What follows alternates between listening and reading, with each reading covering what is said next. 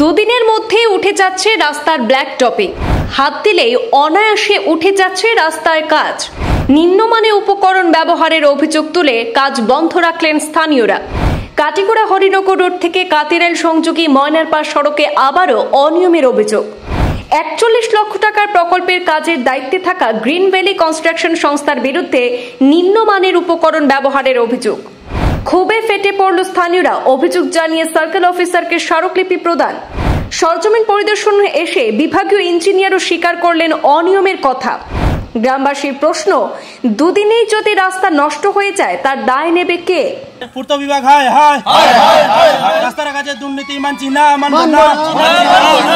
রাস্তার কাছে দুর্নীতি মানছি না, মানব না।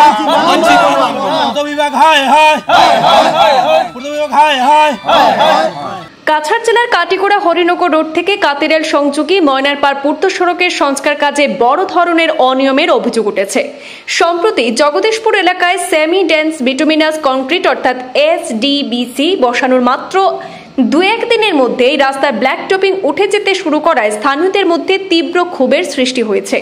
প্রায় ৪১ লক্ষ টাকার এই প্রকল্পের কাজের দায়িত্বে থাকা গ্রিন ভ্যালি কনস্ট্রাকশন বিরুদ্ধে নিম্নমানের উপকরণ ব্যবহার এবং কারিগরি ত্রুটির অভিযোগ উঠেছে স্থানীয়দের পক্ষ থেকে। স্থানীয় বাসিন্দারা অভিযোগে জানিয়েছেন, রাস্তা সঠিকভাবে পরিষ্কার না করে বিটুমিন ঢালা হয়েছে। পর্যাপ্ত পরিমাণে বিটুমিন দেওয়াও হয়নি, ফলে নতুন করে বসানো পিচ টেকসই হচ্ছে না এবং মাত্র কয়েকদিনেই উঠে যাচ্ছে।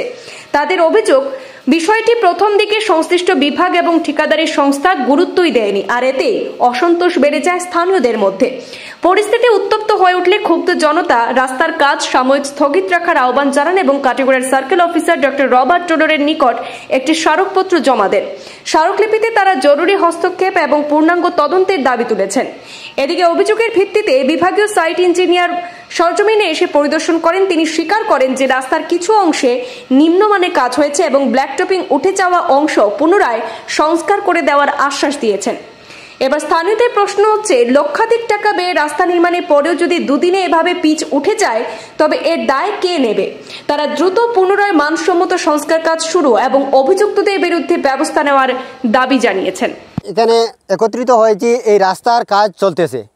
আজকে ৩-৪ দিন আগে রাস্তার কাজটা শুরু হয়েছে। শুরু হওয়ার আগের দিন ওরা মাইকিং করেছে যে ওই রাস্তা ব্লক করা হবে, গাড়িগুড়া চলবে না, রাস্তার কাজ হবে।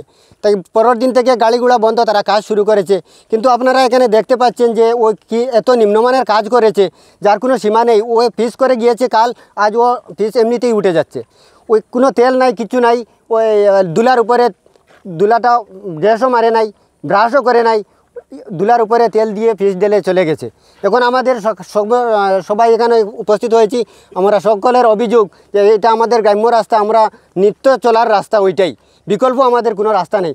তাই আমাদের অভিযোগ হচ্ছে ওই রাস্তাটা যাতে ভালো করে কাজ হয়, আমাদের বিকল্প কোনো রাস্তা নাই। তাই আমরা চাই যে আমাদের এই রাস্তাটা ভালোভাবে যাতে কাজ হয়, আপনারাও সহযোগিতা করবেন।